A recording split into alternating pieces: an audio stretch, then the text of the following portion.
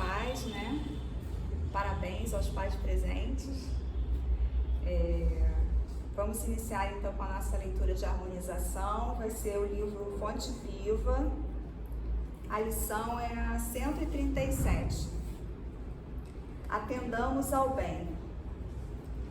Em verdade vos digo que quantas vezes o fizestes a um destes meus irmãos mais pequeninos, a mim o fizestes. Isso foi Jesus em Mateus, capítulo 25, versículo 40.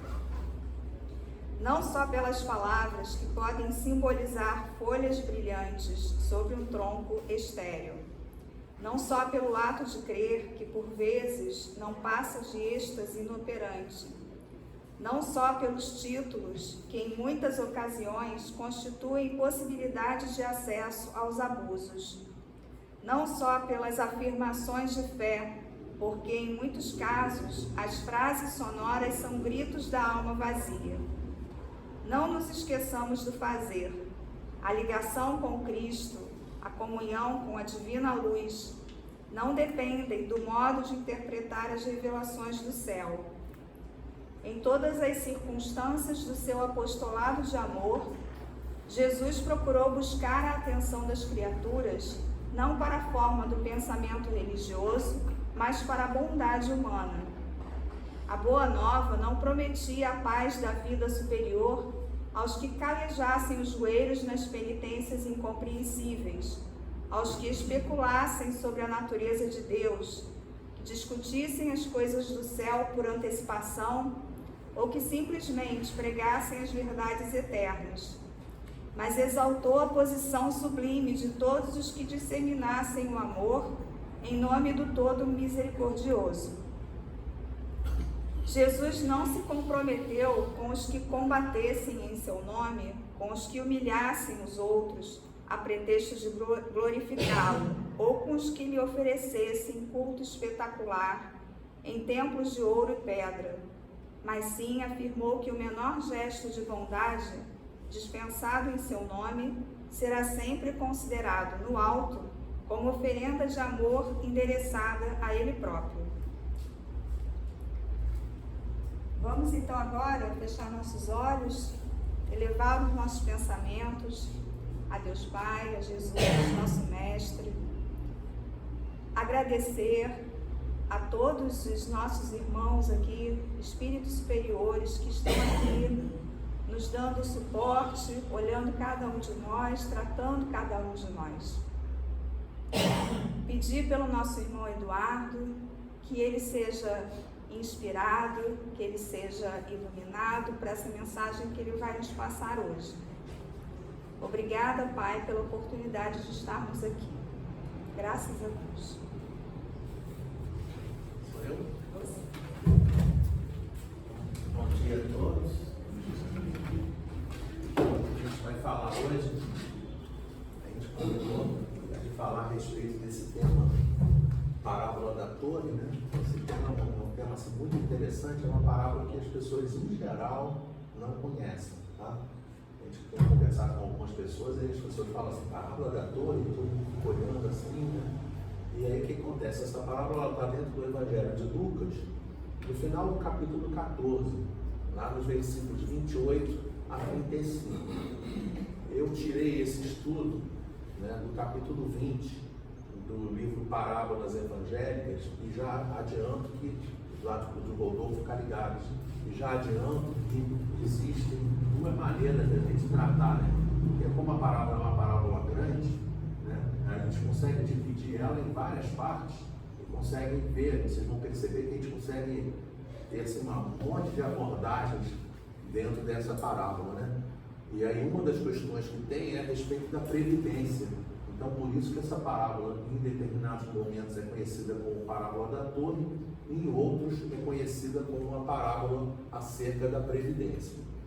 Então, quando a gente pensa a respeito dessa questão da previdência, né, uma das frases que a gente aprendeu até no meio empresarial, né, que o pessoal fala assim, né, que planejar não evita erros, tá? Mas diminui. E aí, para a gente poder ver que quando a gente olha Jesus, é impressionante, né, que quando você vê Jesus, a gente pode colocar como o maior pedagogo que veio aqui no nosso planeta, pode considerar Jesus como o maior psicólogo que veio do nosso planeta, como o maior professor que já veio do nosso planeta em todos os patamares possíveis e imaginários, né? O maior tudo que ele vem, né? É o nosso paradigma, né? Qualquer que seja a profissão que a pessoa faça, qualquer que seja a ocupação que a pessoa tenha no seu dia a dia, com toda certeza, está lá dentro do livro dos Espíritos, na questão 625, se você conseguir agir de acordo com como Jesus ensina, né? Inclusive é interessante a gente ver esse tema, né? Quando você escolheu a página, parece assim, caramba, a página cravou, né? Mais uma vez a página escolhida totalmente ao acaso, né? Ela cravou com o conteúdo do trabalho, né? Porque quando ele fala ali, né, para você que vai fazer ao menor, ao mais pequenino dos nossos irmãos, né? Mas ele diz assim, em meu nome, aí a pessoa fala, então é para fazer em nome de Jesus, né? Tem gente que fica interpretando as coisas de maneira muito, como é que se diz? Literal. Bem literal mesmo, sabe? E aí o que acontece? Não é isso, né? O meu nome ali, assim que ele está dizendo, o meu nome é um referencial, é como ele fazia, como ele faria, né? Para a gente poder pensar assim, como Jesus faria no momento, numa situação como essa, né? Como é que eu tenho que tratar uma pessoa que está jogada no meio da rua, como é que eu tenho, esse é o meu nome, né? E aí você consegue perceber que ele é paradigma até empresarial, né? Porque ele vai ensinando para a gente, já naquela época, dentro do Evangelho, dentro do Novo Testamento, ele vai ensinar a gente justamente a respeito dessa questão, né, de planejamento, né? Só para a gente poder ter uma noção da profundidade do quanto que Jesus consegue abordar, da abrangência que Jesus consegue abordar dentro dos seus ensinamentos. Uma coisa muito interessante também para a gente poder entender, né, que essa parábola da torre, né, ou da previdência, acerca da previdência, ela está no finalzinho do capítulo 14 de Lucas. E ela é também como se fosse assim uma introdução, um preparativo, e vocês vão ver que tem tudo a ver com a parábola que vem imediatamente depois, que é a parábola da ovelha perdida, que está logo no início do capítulo 15, né, do Evangelho de Lucas. A parábola da ovelha perdida, né, ela vai trabalhar com a pessoa, né? Vocês conhecem a parábola da ovelha perdida? Todo mundo conhece? Já ouviram falar assim? Né? Muito assim, a parábola da ovelha perdida em 10 segundos, né? O companheiro, teoricamente, perde a ovelha e ele vai se empenhar ao máximo para achar a ovelha, tá? Em paralelo, essa parábola é em paralelo com a parábola da dracma perdida, né? A dracma é uma moeda que equivale a um dia de trabalho. Se você perder, né, vamos supor, né, você trabalha e recebe dia a dia. Se você ganhou dinheiro, daqui a pouco você descobriu que você perdeu o dinheiro dentro de casa, eu não consigo imaginar que a pessoa vai ficar sossegada. Ela não vai ficar, ela vai virar a casa de cabeça para baixo para poder achar o cheque, no caso, né, uma coisa que seja um dinheiro equivalente a um dia de trabalho, né? E aí essa parábola, então, essa parábola da ovelha perdida, ela vai apontar no sentido, né, da gente ter esperança, né, e fortalecer a nossa fé, porque tudo a ver com o que a gente estava vendo aí dentro do trabalho, né, dentro dessa questão aqui de preparação do ambiente, e depois vocês vão ver que tem a ver também com esse texto que a gente vai trabalhar hoje, porque um dos desafios que a gente tem no nosso dia a dia, né, por exemplo, pelo número de cadeiras que a gente vê aqui assim, a gente imagina, né, que a gente podia ter mais pessoas presentes no centro espírita, né? Eu estou enganado a respeito disso, né? Mas por que as pessoas não vêm ao centro espírita? Não vêm porque é domingo, não vêm porque tem compromissos familiares, não vêm porque hoje é dia dos pais, não vêm porque não sei o quê, porque trabalhou muito durante a semana, não vêm porque estudou, não vêm porque tem que estudar, não vêm porque tem um trabalho a fazer,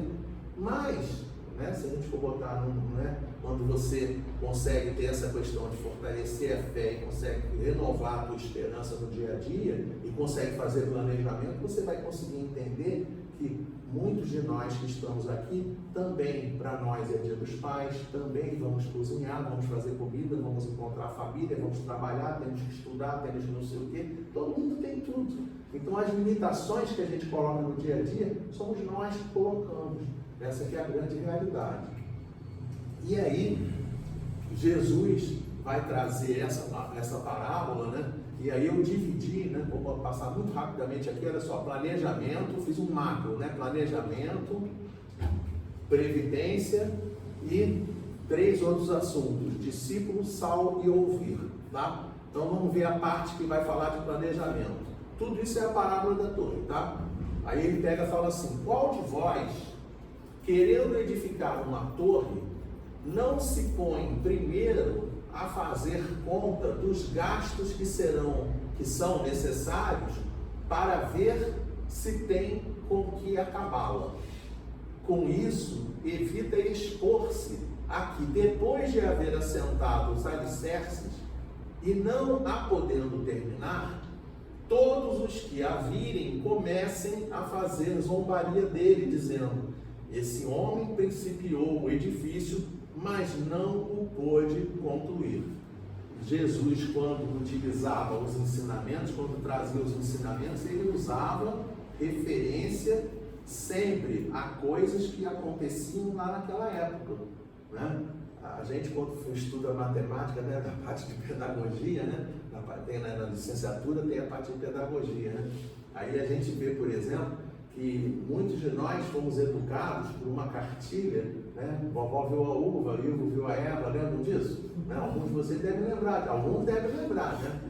Só para a gente poder ter uma noção, quem fez admissão, levanta a mão. Não fizeram? Sério? Só eu fiz a admissão aqui? Não, para com isso. Tem gente... É o seguinte, o segundo que acabou a admissão. Você já passei do quarto para o quinto. Pois é, já passou para o quarto para o quinto. Pois é, eu fiz a admissão, né? Eu fiz primário, ginásio, científico, eu fiz tudo isso, né? E aí o que acontece, né? Naquela época, era a vovó viu aí, vovó viu aí, vovó viu o Ivo, vovó viu a uva. Eu não passei de ano. E aí o que aconteceu? Com a vinda de novos processos de pedagogia, né? Paulo Freire, por exemplo, né? O grande sucesso do Paulo Freire se deve ao método educacional que ele propõe, né? Que ele diz assim: se você vai ensinar uma turma de pedreiros, não vai falar vovó viu a uva, entendeu? Não interessa isso, né? O cara vai olhar assim: ah, vovó, uva, como assim, cara? Ele quer saber de tijolo, ele quer saber de cimento, né? Então ele montou a alfabetização de acordo com o nicho que ia trabalhar. Caramba, Paulo Freire, século XX, para quê? Se Jesus, lá no século I, já fazia isso. É isso que ele estava propondo, né? Porque naquela época, né, para quem estuda história, pouca gente tem acesso à história, né, a história mesmo, sabe? Né? Porque quando a gente pega a história, né, como é que a história funciona? A história ela é contada de acordo com quem conta, né?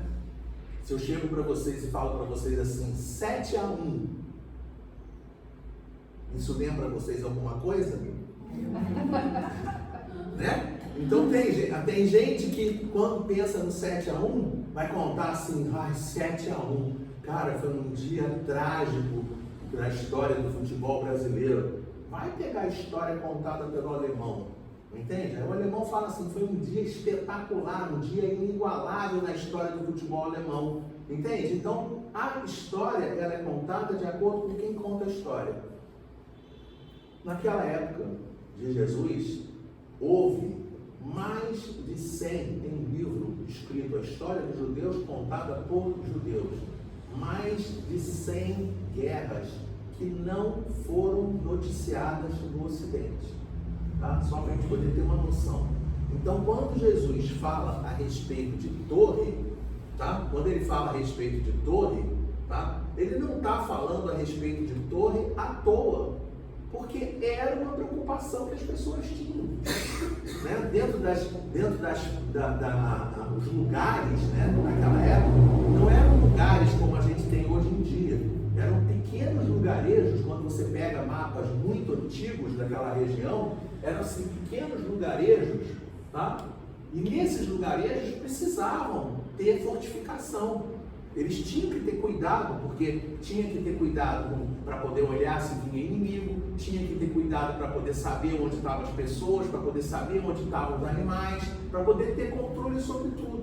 Então, Jesus está contando uma coisa que, quando a pessoa olha, poxa, Jesus vai falar de uma torre, por que ele está falando de uma torre? Porque falar de uma torre era uma coisa real.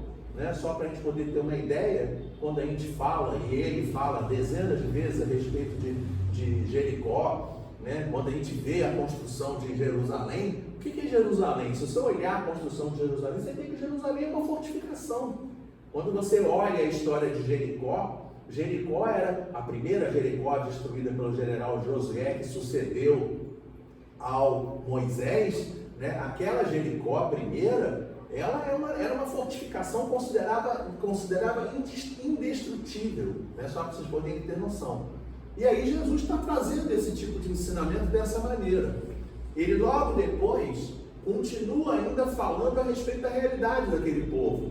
Que ele diz assim, que rei há que, estando para sair em campanha contra outro rei, não tome primeiro muito pensadamente as suas medidas, a ver se com 10.000 homens poderia ir a encontrar-se com o que traz contra ele 20.000. De outra maneira, ainda quando o outro está longe, enviando sua embaixada, pede-lhe tratados de paz.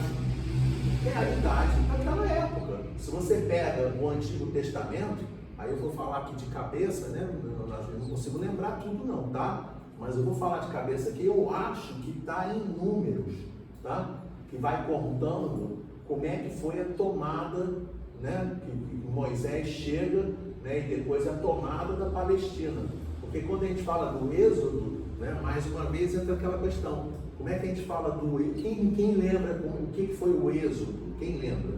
Né? Mas vamos falar assim, vamos falar dessa maneira que pode ser complicado.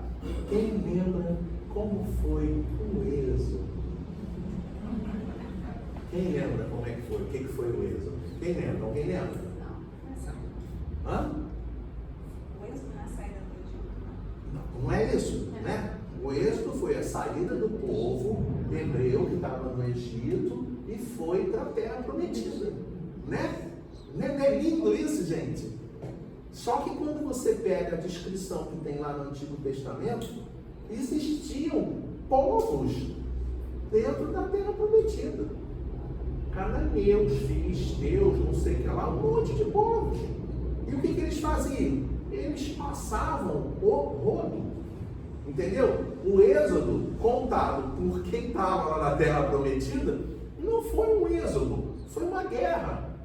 E como é que foi essa guerra? Quando você vai estudando números, é dessa maneira que acontece. Porque o primeiro povo, eles dizimaram o primeiro povo. Quando eles vão se aproximando do segundo povo, o rei do segundo povo, olhou e falou assim, não, vocês não precisam fazer guerra comigo, não. Eu vou me aliar a vocês. E se alia a eles. E eles vão lá para tomar o terceiro povo. E aí vão fazendo assim, uma tomada atrás da outra. E isso era a realidade daquela época. Era um guerreava com o outro guerreava com um guerreava com o outro. Né? E esses cismas e essas desavenças era uma coisa impressionante. Se nós estamos hoje em dia e a gente sabe que isso acontece, não é assim que funciona? Todo mundo sabe que é assim que funciona. É só olhar o resto do nosso mundo e ver que em muitos lugares é assim que ainda funciona. Quando não tem guerra real, tem guerra de outras maneiras, mas é guerra da mesma maneira, é guerra da mesma forma. Dentro das cidades, uma comunidade invade a outra. É assim que funciona. E Jesus percebia esse tipo de coisa. Ele percebia, porque ele sabia que as pessoas estavam convivendo com esse tipo de ideia. Tanto que, quando se falava Jesus o Salvador, todo mundo pensava que o Salvador, o Messias, seria o Senhor de exércitos. Por isso que não identificaram Jesus como sendo o Messias. Porque olharam para Jesus, ao invés de Jesus falava assim, né? Eu vim trazer a espada, né? Mas aí ele falava assim, mas a espada não é para usar no outro, não. A espada é para você usar em você mesmo, para você se futucar, para você poder descobrir dentro de você quem são os seus inimigos. Então esses ensinamentos são todos os ensinamentos que estavam falando nas entrelinhas para as pessoas lidando com as coisas do dia a dia das pessoas. E aí ele continua dizendo assim: assim pois, qualquer de vós que não renuncie. Gente, essa parte aqui é apoteótica, a gente vai ter slide lá na frente para tratar disso, tá? Mas, assim pois, qualquer de vós que não renuncie a tudo quanto possua, não pode ser meu discípulo. Gente, isso daí é uma... Vocês imaginem, né? Vocês são, nós estamos aqui, quem aqui é discípulo de Jesus? Discípulo de Jesus. Para vocês, Jesus é o paradigma de vocês? Sim. Então, teoricamente, Jesus, né, Jesus é nosso mestre? Sim. Jesus é nosso guia? Sim. É nosso paradigma? Então, teoricamente, nós somos discípulos de Jesus, certo? Teoricamente. Mas aí ele está dizendo aqui que a gente tem que renunciar a tudo quanto possua. Você tem carro? Tem que abrir mão do carro. Tem apartamento? Tem casa? Tem casa? Tem que abrir mão da casa. Tem roupa? Tem que abrir mão da roupa. Tem comida? Tem que abrir mão da comida. Tem gente que pensa que é isso que ele está falando. Ele não está falando disso. Ele está falando que a pessoa tem que renunciar. Já vou adiantar o slide, que às vezes não dá tempo de chegar no slide, que a gente prepara ele para uma palestra um pouco maior, né? Eu já vou adiantar o slide, depois a gente repete. Quem são, o que você tem que renunciar? Renunciar às coisas ruins que você traz. Essa primeira frase aqui assim, se você pegar essa primeira frase aqui e se quiser transformar ela em reconhece o verdadeiro espírita pela sua transformação moral e pelos esforços que faz dominar as suas demais inclinações, está tudo certo entre nós. É isso que ele está falando. Se você não conseguir se esforçar em se melhorar, porque é esse que é o espírita. Isso é outra coisa importante também. Quando a gente pensa assim, quem é o espírita? Muita gente que não é espírita pensa que o espírita é bonzinho, né? A pessoa fala assim, eu me lembro uma vez que eu cheguei num canto, né? Aí falei assim para pessoas assim, não, porque eu sou médium lá na casa. Alguém aqui é médium na casa? Só você? Só você? Médium aqui da casa. Quem mais é? Só ela. Levanta, médium, atenção, quem é médium da casa, por favor? Quem trabalha aqui, mas ir lá fora. Eu trabalho, não sou médium. Não, mas médium da casa, médium mesmo, trabalha no mediúnico. Só ela mesmo. Só ela. Tá bom. Aí a pergunta que não quer calar. Vocês já perceberam que quando você diz que você é médium da casa, todo mundo faz assim? Nossa! Gente, ela é médium. Aí você começa a estudar doutrina espírita e você começa a descobrir que mediunidade, ela não é uma coisa que vem assim como um prêmio. Você é muito fera, então você vai ganhar mediunidade. Não é isso não. Mediunidade é um mandato mediúnico, é uma oferta oferecida para as pessoas que deveriam ser olhadas e falando assim, sim, você é médium, entendeu? Porque, nossa, fulano é palestrante, gente, palestrante é o cara que mais tem que estudar, que mais tem que falar, porque quem é que tem que aprender mais? É ele mesmo, entendeu? Quem é o mais errado? Acreditem, podem ter certeza disso, tá? Entre todos nós que estamos aqui, o mais errado, nesse momento, sou eu, tá? Por quê? É palestrante. Alguém mais aqui faz palestra? As pessoas não botar ninguém. A pessoa não quer nem levantar a mão. Eu não sou palestrante, não sou não. Mas é isso. O palestrante é aquele que, além de estudar pra caramba, ele tem que demonstrar lá fora, em todos os lugares que ele fala. Eu conto uma história que eu tinha feito uma palestra na sexta-feira à noite, no final da noite. Eu fiz uma palestra no centro, foi fazer caridade, né? Fazer caridade sem olhar quem está fazendo caridade, tá? E aí eu fiz a palestra, não sei o que, papapá, no sábado de manhã, 7 horas da manhã, fui tomar café na padaria. Na hora que eu fui tomar café na padaria, eu estou andando com a calma que Deus me deu, veio uma senhora, uma irmã, uma menina, né? Virou para mim e falou assim, moço, o senhor paga um café da manhã para mim? E eu respondi a ela em árabe, sem saber falar árabe. Eu virei para ela e falei assim, o senhor e fui em frente. Entendeu? Só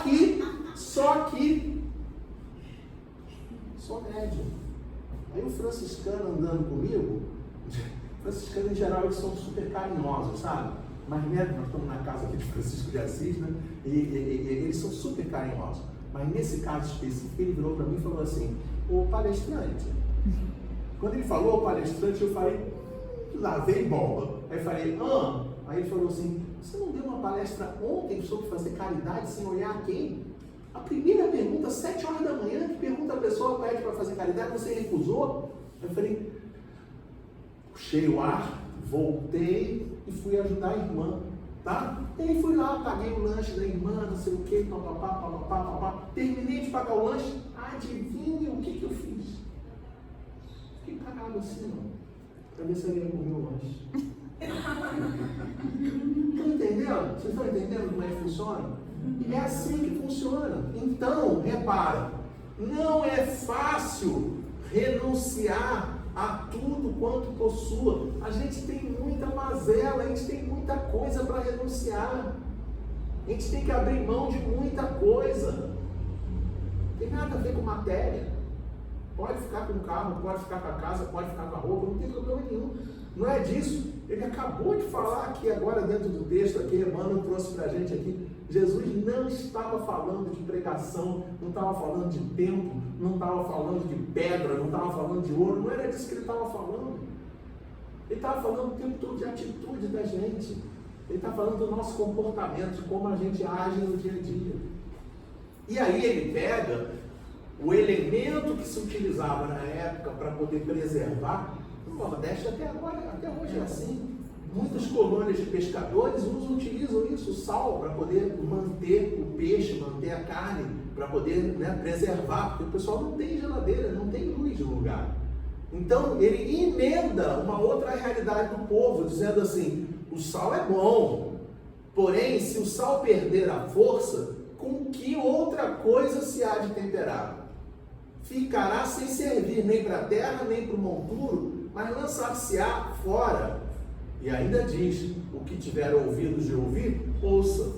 Então, quando você olha essa parábola, você vai perceber que essa grande parábola, ela se divide em torno da questão. O título parábola da torre, parábola acerca da previdência, você vai perceber que em torno desses dois assuntos, a gente tem a questão do planejamento, que foi aquela primeira parte, a questão do discípulo, a questão de ouvir e a questão do sal. Essas são, vamos dizer assim, as palavras-chave do nosso desenvolvimento da tarefa. E aí o que a gente fez? Começou a trabalhar a respeito disso.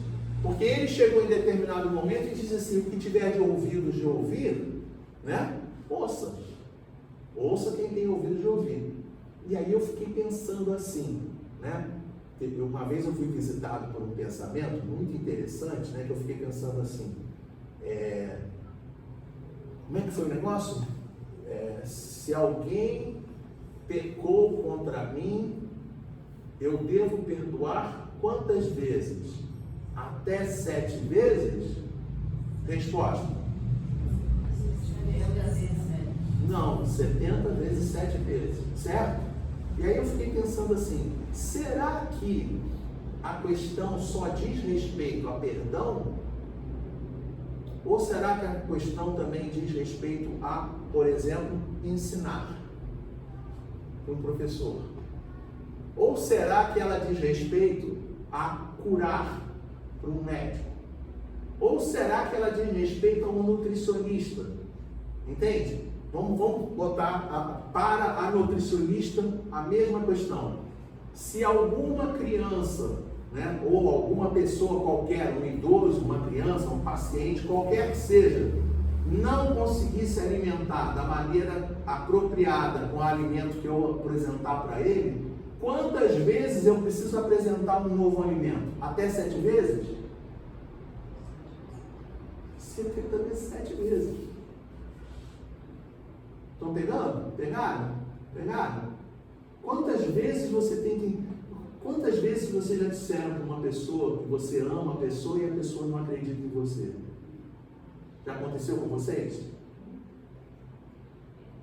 Ai, gente, não me deixa falando sozinho, não. Tem uma tese na doutrina espírita que diz o seguinte: quando a gente fala alguma coisa e ninguém responde, é porque eu morri. Eu não queria morrer no dia dos pais, não. Ele vai ficar pai, chupa que a morte não existe. Mas então, ó, né? Vamos trocar. Né? Eu estou falando para vocês para vocês pensarem, entendeu? Vocês percebem que não é só perdoar, também é amar. Quantas vezes você vai fazer a caridade e a pessoa não vai aceitar a caridade? Por isso muita gente desiste de fazer caridade. Claro. Ele tem que tentar só 7 vezes? Não, tem que tentar 70 vezes 7 vezes. Persistir sempre. Por isso a associação da persistência da parábola da ovelha perdida que tem logo depois. Entende? E aí, reparem, da mesma maneira, eu não posso me limitar a pensar em ouvir. Não é ouvir só. Não é só quem tem ouvido de ouvir que ouça. Ele está falando a respeito da parábola da torre. Então ele diz na parábola da torre, ele está falando para a gente assim, para que serve uma torre? Para que serve uma torre? Só para defesa? Primeiro princípio básico. Princípio básico da torre significa o seguinte: sobe para poder enxergar melhor. Tá? Agora pergunta: será que ele está falando de torre? Não, ele não está falando de torre. Ele está falando de padrão vibratório. Quando ele diz que está em Jericó, que vai para Jerusalém, ele não está falando, mas ele está indo de Jericó para Jerusalém, um está aqui embaixo, abaixo do nível do mar, e o outro está aqui acima do nível do mar, lá na montanha. Mas não é isso que ele está falando. Ele está falando para a gente assim: ei, você eleva o teu padrão vibratório para enxergar melhor. Quando você sobe o padrão, não é à toa que quando a gente vai fazer uma prece, muitas das vezes a gente começa a prece falando assim: vamos elevar os nossos pensamentos a Deus. Vamos elevar os nossos pensamentos a Jesus. Para que a gente fala isso? Para a gente elevar o pensamento e conseguir enxergar melhor. Enxergar melhor não tem nada a ver com enxergar. Tem a ver com ver. Efetivamente ver. É o ver no sentido mais profundo do ver. Que tem muita gente que vê e não vê. Entende? Sem querer ser machista ou feminista, né? Mas quantas vezes entre casais acontece isso? A gente cansa de ver no TikTok aí da vida, a gente cansa de ver. Eu tinha ontem que o camarada chegava para a mulher estava lá chateada da vida. Aí ele chegava para a mulher e falava para ela assim: você está chateada? Ela falou: não. Você está chateada? Não estou chateada. Tá bom. Aí quando chegava de madrugada, ela virou para ela: por que você não perguntou se eu estava chateada? O que ela está querendo dizer quando ela diz não está chateada? O que ela está dizendo? Estou chateada. Então tem que ter olhos de ver. Se você não tiver olhos de ver, quantas e quantas vezes a gente não chega na rua? Gente, é brincadeira. Você chega na rua, tem um camarada que você olha para o camarada, você sabe que ele precisa de ajuda, você oferece ajuda e ele diz que não quer. Quantas vezes você chega com uma pessoa dentro de uma sala de aula? Eu não consigo contar o número de vezes. Vocês entenderam? Todo mundo, aham. Não entenderam nada. Então por que diz que entendeu? Então a gente tem que ter olhos de ver para conseguir captar o que a pessoa está falando, porque nem sempre o que ela está falando é o que ela está dizendo. A mesma coisa diz respeito então, ao ouvir e diz respeito a ver, porque o exemplo da torre serve para dilatar a visão. Mas é só ouvir e ver? Não, eu coloquei aqui mais outra coisa, também tem a questão de sentir. Quem tiver coração para sentir, tem que sentir. O que isso está querendo dizer? Tem que sentir de verdade, tem que ouvir de verdade, tem que ver de verdade, tem que sentir de verdade. O que é sentir de verdade? Né? Como é que é sentir de verdade? Ó, oi, bom dia. Eu estou cumprimentando ela? Formalmente, Pois é, entendeu? Aí o que ele diz pra gente? Tá? O que ele diz pra gente? Tem que ter sentir, tem que ter uma emoção dentro do assunto. E aí o que a gente precisa ter? Olha que coisa interessante que a gente tem que estar ligado, tá? Oi, tudo bem? Como é que você tá? Tudo bem? Não sei o quê. Não, eu estou fazendo. Ela falou pra mim que falsidade é essa. Eu estou fazendo aqui um mise-en-scène da pessoa que chegou. O que eu estou querendo mostrar? O caso que a pessoa às vezes, vocês vão parar e vocês pensem quantas vezes isso acontece na vida de vocês, tá? A pessoa chega e faz assim: oi, como é que você vai? Tudo bem? Como é que você vai? Tudo bem? Tudo bem? Alguém já parou para pensar como é que a outra pessoa se sente? Você dentro de uma sala, dentro de um salão, aí você cumprimenta um de uma maneira, cumprimenta o outro de outra maneira. Somos todos irmãos. Então essas coisas todas a gente tem que começar a aprender a medir, né? Silêncio, né? Eu olhei ali aquele quadro, eu adoro quando eu vejo quadros escrito silêncio dentro do centro. O que é silêncio? Silêncio não é isso que está acontecendo nesse momento. Entende? É o silêncio do pensamento. É o silêncio do pensamento, um silêncio mais verdadeiro, porque eu posso estar, né? Eu posso estar sem falar nada e estar pensando em destruir alguma coisa. Aquilo não é bom. Aquilo é maléfico para dentro de um ambiente, por exemplo, como esse nosso aqui assim. Se a pessoa chegar, não adianta ela ter, entende, o sentimento destrutivo. Se ela tem sentimento destrutivo, o que ela vai colher com essa plantação? Ela não vai colher coisa boa. Da mesma maneira no que diz respeito ao pensar. Então tem que usar a razão dentro desse pensamento. Aí eu pergunto para vocês, o que tiver ouvidos de ouvir, de ver, né? Olhos de ver, o que tiver coração de sentir, o que tiver cabeça de pensar, é só isso. O que mais que a gente pode falar a respeito? Tem mais alguma coisa que a gente possa falar? A gente possa expandir o nosso pensamento?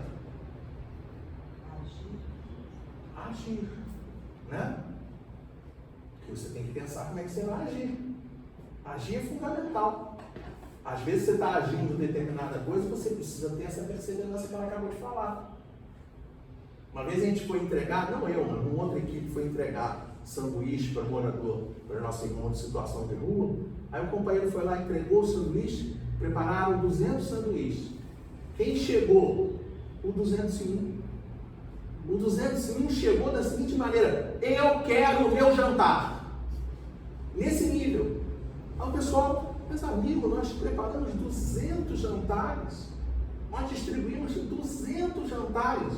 E o cara respondeu: eu não quero saber, eu quero o meu jantar.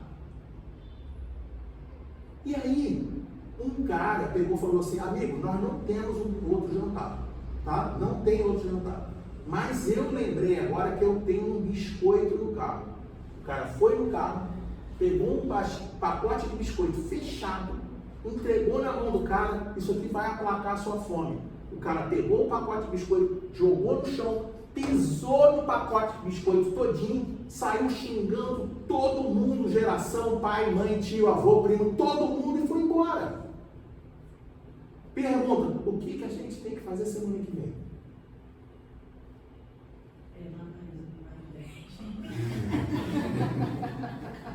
Você leva 210, vai chegar um 211. Entendeu? Não tem solução, gente. Não tem solução. Lá no Jorge Niemeyer, a gente fez um projeto para 100 lanches. Passamos para 120, passamos para 140, para 160, 180. A gente está atualmente com 240 sanduíches por distribuição. Então o jeito é orar, porque se chegar um que faça um escândalo desse, pedir Tem que insistir, tem que persistir, tem que ter pensamento, tem que ter sentimento, tem que ter olhos de ver, tem que ter ouvido de ouvir, tem que ter tudo isso o tempo todo e não desistir. E aí tem que ter fé. E aí, quando a gente consegue fazer o trabalho dessa maneira, a gente consegue ter resultados impressionantes. Como aconteceu uma vez, não sei se eu já contei para vocês a respeito, que nós entregamos o último lanche. Entendeu? Aí o cara, o anterior, estava lá longe, voltou e disse assim: eu já comi hoje. Ele não disse que não estava com fome. Ele disse que já tinha comido hoje. E aquilo era suficiente para ele abrir mão e entregar na mão do outro. O que ele acabou de fazer? Exatamente ajudar o menorzinho do não sei o que lá. Então, esse tipo de coisa, né? Agir é bom. Outra coisa que precisa, quem tiver mãos, que use as mãos, trabalhe com as mãos, tá? Trabalhe. Quem tiver boca, use a boca para falar. Falar é fundamental. Fundamental falar. Mesmo que o falar seja igual a zero. Que às vezes, quando você vai falar com alguém, você só precisa fazer isso. Olhar para a pessoa e, né, só falar para a pessoa assim: bom dia, tudo bem? Né? O que te trouxe aqui? E aí, cala a boca. Aí, às vezes, a pessoa ainda termina e diz assim: nossa, você me ajudou muito. Você não falou nada. Mas você tem. É exatamente isso que é a questão. Você tem que ter boca para falar e saber quando você vai falar de uma maneira e quando você tem que falar de outra. O sal, fundamental o sal, por quê? Porque o sal, né, Jesus já tinha falado lá no Sermão do Monte, Mateus capítulo 5, né, Sermão do Monte, Mateus capítulo 5, 6, 7. Então lá no capítulo 5, logo depois das bem-aventuranças, ele pega e diz: vós sois o sal da terra, e se o sal for insípido, com que se há de salgar? Para nada mais presta senão para se lançar fora e ser pisado pelos homens. Ou seja, naquele momento, dentro dessa parábola da torre, ele está fazendo uma menção ao Sermão do Monte. Tá? O que Jesus faz? Jesus usa esse artifício o tempo todo. O tempo todo ele faz isso. Ele cita Isaías, porque Isaías era o profeta que mais anunciou a vinda do Messias. Ele cita João Batista, porque João Batista era aquele que anunciou o Messias. Ele usa o termo reino dos céus, porque o termo do reino dos céus era utilizado por João Batista. Então Jesus o tempo todo fazia esse jogo de palavras para mexer com a cabeça das pessoas, para a pessoa: caramba, nossa, Sermão do Monte, caramba, sal, nossa, isso é muito importante, eu preciso investir nessa questão do sal. Por quê? Porque quando você pensa no sal, o sal tem uma quantidade certa para ser colocada. Se eu colocar menos sal, a comida estraga. Se eu colocar sal demais, eu estou desperdiçando. Se eu colocar menos sal, não tempera. Se eu coloco sal demais, fica salgado demais. Então é um negócio complicado. Por quê? Porque nós vamos entender por que então que na prática da caridade a ordem é: amai-vos e instruí-vos.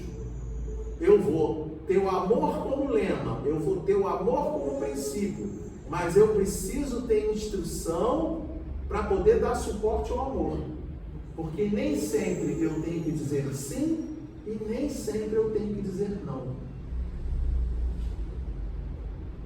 Se um filho, né, pais e mães, se um filho chega e diz assim, né, acabei de ter 3, 4 dias de febre, aí no 5º dia volta e diz assim: hoje tem um luau. O que a mãe e o pai têm que dizer? Carinhosamente, o que tem que dizer? Hoje não. Entende? Não pode dizer sim. Ah, mas eu amo muito o meu filho. Justamente por isso tem que dizer não. Então tem que saber a hora de dizer sim, tem que saber a hora de dizer não. Para poder ter esse equilíbrio. E quem é que vai dar essa noção de equilíbrio? Se eu estiver só contigo, oi, como é que você está? Se eu estiver junto de outras pessoas, oi gente, como é que vocês estão? Tudo bem? Entende? Nem muito, nem pouco. Buscar a zona de equilíbrio para poder atender a todos da melhor maneira possível. O discípulo já falei, né? O discípulo eu já falei. O Rodolfo Caligares, ele fala assim, que o objetivo, o grande objetivo que a gente tem, né, dentro do nosso trabalho, o que Jesus queria, era o estabelecimento do reino de Deus em cada coração. E aí eu peguei essa foto aqui, essa fotinha aqui tá demais, essa fotinha, né? Porque o camarada está segurando num saco o egoísmo e o orgulho. E não, olha que é pesado, hein? A quantidade de egoísmo e orgulho que é isso. Como é que é o nome desse cara aqui? Duvido que vocês saibam o nome desse cara aqui. Hã? Qual? Fala. Judas. É um bom nome. Fala como é o nome? Fala com eu é um bom nome. Eu ia dizer que o nome dele é Eduardinho. Entendeu? O nome desse cara aqui, é a nossa humanidade, gente. Esse aqui somos nós. Porque sem a gente perceber, tá? Quando você chegar em casa, não precisa ser agora não. Quando você chegar em casa, parem e digam o que vocês fizeram hoje. E percebam o verbo que vocês utilizam. Tá? Ou pronome, né? A pessoa pega e faz assim, eu não sei o que lá, eu não sei o que lá, eu não sei o que lá, eu não sei o que lá, eu não sei o que lá, eu não sei o que lá, eu não sei. Ah, mas eu levei as coisas lá para o centro, legal. Eu dei a palestra, legal. Eu participei da palestra, legal. Entendeu? Estão percebendo? Quem é que deu a palestra hoje? Todos nós estamos participando da palestra. Isso é fundamental dentro de um estudo. Fundamental. Quanto mais todo mundo participa, mais a gente mexe com os nossos pensamentos e contribui com aqueles companheiros desencarnados que estão no mesmo ambiente. Mais a gente entra em sintonia com os companheiros benfeitores que estão no ambiente. E aí o ensino faz assim, ó. Padrão do estudo, padrão do trabalho faz assim. Tudo melhora quando a gente consegue fazer isso. E aí ele diz então, assim pois qualquer de vós que não renuncia a tudo quanto possua, não pode ser meu discípulo. Ele não está falando de nada material, já falei a respeito disso. Mas tem uma mãozinha ali ajudando. Está querendo ajudar. Então, como é que é o nome dessa mãozinha que está aqui? Quem é o nome desse cara que está aqui em cima? Vamos ver quem é que sabe o nome desse cara. Pode ser qualquer um de nós, porque nós somos ao mesmo tempo aquele que pede a ajuda, como somos aquele que recebe a ajuda. Na hora que nós ajudamos a uma pessoa, quando você presta um trabalho para alguém, você está sendo beneficiário daquela atitude de bem que você está fazendo. Então reparem, o nome desse cara aqui, se quiser chamar Judas, não tem problema nenhum não. Pode chamar, esse aqui também é Judas. Entende? Esse daqui é Judas, esse daqui é Judas. Esse daqui é Eduardinho, esse daqui é Eduardinho. Esse daqui é humanidade, esse aqui é humanidade. Agora quando chega em Jesus, aí já não é mais. Porque aqui assim, esse é Jesus e esse daqui não é mais Jesus. Não é mais Francisco de Assis. Mas foi Francisco de Assis no determinado momento. Então essas coisas são as coisas legais que a gente poder aprender. E aí o que ele vai colocando para a gente? A gente trouxe para a gente assim, olha Jesus falando para a gente, todo aquele que faz a vontade de Deus, esse é meu irmão, minha irmã e minha mãe. Para quê? Para a gente poder aprender a identificar cada uma das pessoas que estão ao nosso lado, como o Evangelho fala para a gente. Você pode estar andando na rua e ver uma pessoa no chão no meio da rua. E aquela pessoa foi um consanguíneo seu em outra existência. Isso talvez seja o maior motivo pelo qual a gente tem que ter o maior respeito do mundo àqueles que estão ali, que não são os conhecidos que a gente encontra. E na realidade a gente tem que conseguir perceber todo mundo como nosso irmão, todo mundo como nossa grande família, que é a grande família universal. Eu vou pular esse slide, mais uma vez os slides estão todos aí, tá? A apresentação não me pertence, pertence a vocês. Quem quiser pedir, copia, né? Faça o que quiserem com isso daí, né? Alguém já pediu alguma vez a apresentação? Não, mas tudo bem, tá à disposição, tá? Isso aqui vale a pena ser lido, tá? Isso aqui vale a pena ser lido. Hã? Não, mas é que eu tenho que mostrar a respeito disso daqui, da parábola da torre e da parte do planejamento. Só isso aqui num segundo para vocês, tá? Porque o livro dos Espíritos, ele mostra pra gente uma referência. Era 50 que eu tinha que terminar? Não, é isso não. Ah, é? Oh, meu Deus! Então vamos ler aquilo lá, Então vamos lá, vamos ler rapidinho. Quem quer ler? Vamos lá, quem quer ler? Quem se dispõe em nossos dias a coadjuvar Jesus nesse trabalho e colocar-se a serviço do ideal cristão, tem que ajustar a seu turno provas igualmente muito difíceis. A risota, o extermínio dos indiferentes. O riso, né, de gozação, de brincadeira, de deboche das pessoas indiferentes. A incompreensão da família.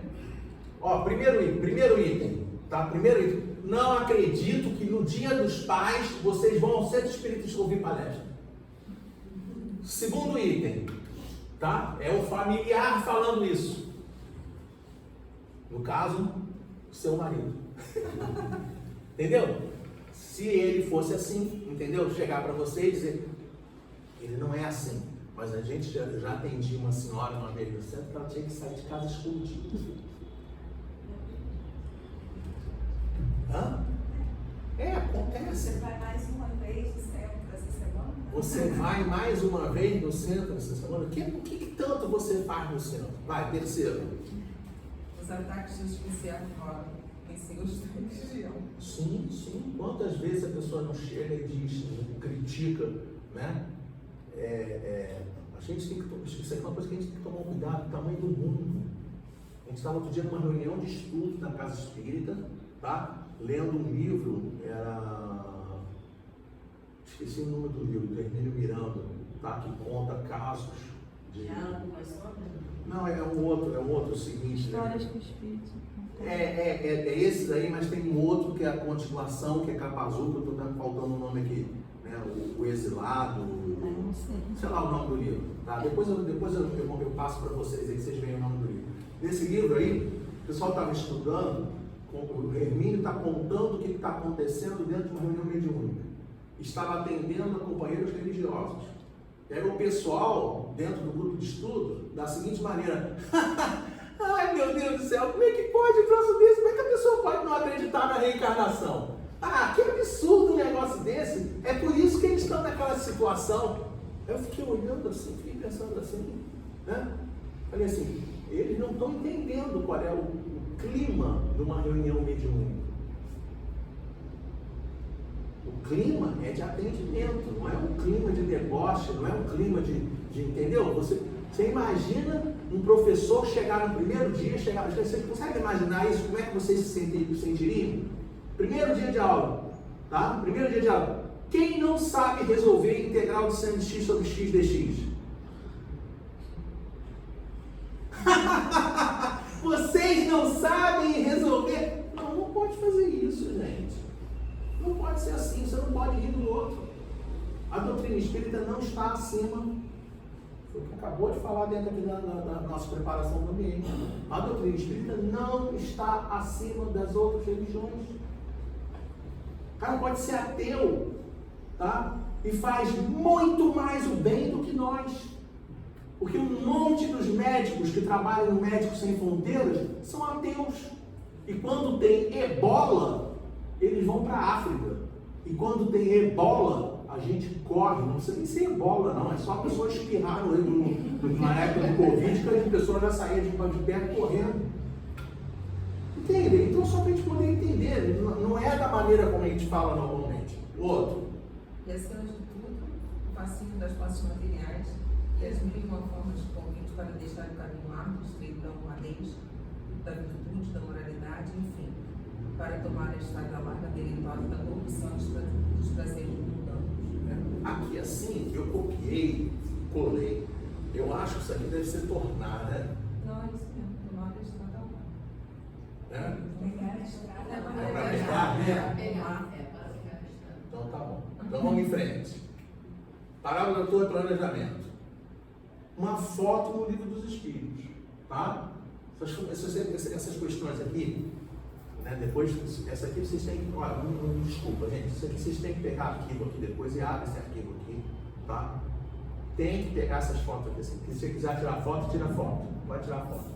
Isso aqui tem que saber de cor. Essas questões aqui tem que saber de cor. Tá? Por quê? 258 e 259 fala sobre planejamento da reencarnação. O assunto é tão importante que Kardec fala na 258, fala na 259 e depois repete na 814. Tamanha a importância de planejamento da reencarnação. Por que planejamento da reencarnação é importante? Porque todas as vezes que a gente tem problema na nossa vida, queira ou não queira, a pessoa é visitada pelo pensamento. Por que comigo? Por que eu estou sofrendo tanto nessa encarnação? Entendeu? Por que está acontecendo dessa forma nessa encarnação? Resposta. O livro dos Espíritos, dessas três questões, ele diz: o responsável por isso sou eu. Eu pedi isso. É a mesma coisa que você chegar em casa, preparar arroz, bota arroz no prato, senta para comer e fala assim: eu não gosto de arroz. Mas para com isso, então não prepara esse arroz. A gente faz um planejamento, o gênero das nossas provas, passa pelas provas e vai reclamar das provas? Alô? Questão 132, o objetivo da encarnação: progredir e cumprir a parte que lhe cabe na obra da criação. Só que na 860 ele diz que fazer o bem como lhe cumpre é o objetivo único da vida. Então, não é só fazer a parte, não é só você identificar a parte que te cabe na obra da criação. Você tem que encapsular tudo o que você fizer com a mensagem do bem. Não é suficiente dar bom dia, tem que dar bom dia sorrindo. Bom dia. Não é suficiente a pessoa trazer 1 quilo. Vou trazer 1 quilo de alimento. Traz 1 quilo de alimento, mas não reclama que está pesado. Entende? Tem que estar o tempo todo positivo, tem que estar o tempo todo proativo em relação às coisas que está fazendo. 919, conhece-te a ti mesmo, e a 909, essa 909 é muito legal, muito pouca gente lembra da 909. A 909 é aquela que fala a respeito da vontade. A gente consegue resolver as coisas. Aí o Espírito fala assim pra gente: olha, só com pouca vontade você já conseguiria resolver as coisas. Mas ele depois fala assim: quão poucas pessoas têm essa vontade. Infelizmente, quão poucas pessoas têm vontade. É por conta de coisas como essa, quando a gente pega, vê um vídeo. Se hoje eu colocasse na internet, né, se hoje eu colocasse no site lá no Centro Espírita, colocasse assim: atenção, Anitta no Centro Espírita São Francisco de Assis, Anitta, 10 horas da manhã, tá? Ia ter fila lá na praia de Copacabana, ia dar a volta lá no túnel, entendeu? Ia até a Barra a fila para ver a Anitta. Agora Eduardinho, Dia dos Pais, 10, 15 minutos. Mas olha, eu não me sinto diminuído não, porque quando você pega um vídeo do Divaldo Pereira Franco, dá 4 mil, 5 mil, 10, 20 mil visualizações. E quando você pega um vídeo da Anitta, dá 30 milhões, 20 milhões. Não pode, gente. Um dia tem que mudar isso. Entende? Por que não é assim? Por que ainda é assim? Porque muito poucas pessoas têm vontade de mudar a situação. Tá bom? Então eu só tinha colocado aqui assim para a gente poder identificar que o adversário está dentro de nós. Repetir uma coisa que eu já falei. Saber que a gente está o tempo todo andando uma corda bamba, que essa corda bamba chama-se caminho, verdade e vida, tá? Num lado a gente tem soberba, no outro a omissão, mas o nosso foco é seguir o que Jesus traz pra gente. E aí acabou. Tá bom? Beijos enormes para vocês. Era para ter um salário, mas Planejou direitinho. eu, como né, não vou botar a culpa em mim, né? Vocês demoraram a responder perguntas. Pensaram muito para responder. Demoraram para responder. Antes da gente, Amém, tá aqui, obrigado aí. antes da gente encerrar, eu vou só passar alguns lembretes, né? Dos estudos aqui da casa, quem ainda não faz. Nós temos no domingo, às 8h30, o estudo do Livro dos Espíritos. Às 11h30, online, as cartas de Paulo, o Evangelho. Temos um estudo novo na casa, que começou agora no início de agosto, presencial, quinta-feira, 3h30 da tarde, que é o estudo do Evangelho segundo o Espiritismo. Está correndo o estudo do Nosso Lar, na quinta-feira, a gente já está no capítulo 9, então se alguém quiser entrar, ainda pode, mas né, de preferência leia até o capítulo 9 para a gente seguir o livro. E lembrando a palestra que a gente tem na quarta-feira, às 3h30, né? E o Evangelho que é feito, né, online, às 8h da noite. O Evangelho no Lar que tem também na casa. Então, para encerrar, a gente vai novamente, né, fechar nossos olhos, vamos elevar nossos pensamentos a Deus, nosso Pai, a Jesus, nosso Mestre, a Maria, nossa Mãe também, né, que está sempre nos ajudando. Agradecer novamente por estarmos aqui, agradecer a esse Pai maravilhoso que nós temos, misericordioso, que olha por nós, respeitando também os nossos limites, que cuida de nós a cada momento. Agradecer pelos nossos pais terrenos aqui também, que receberam a missão de nos receber, né, nos orientar. E que essa semana que se inicia seja uma semana de muita paz, que seja uma semana que nos dê oportunidades aí de trabalho, no bem, que nos ajude na nossa caminhada. Obrigada, Pai. E aí,